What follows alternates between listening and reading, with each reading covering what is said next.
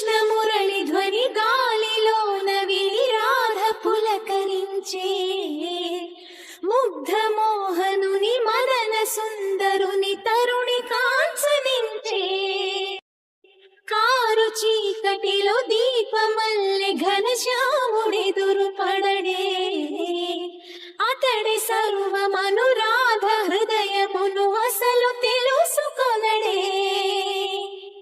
పెదవి ఉనికి నిందుకనో వయసు ఉనికి దేనికనో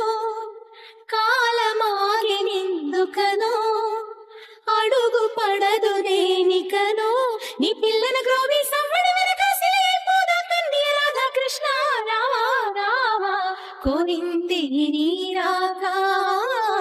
నెచింది నువ్వు లేక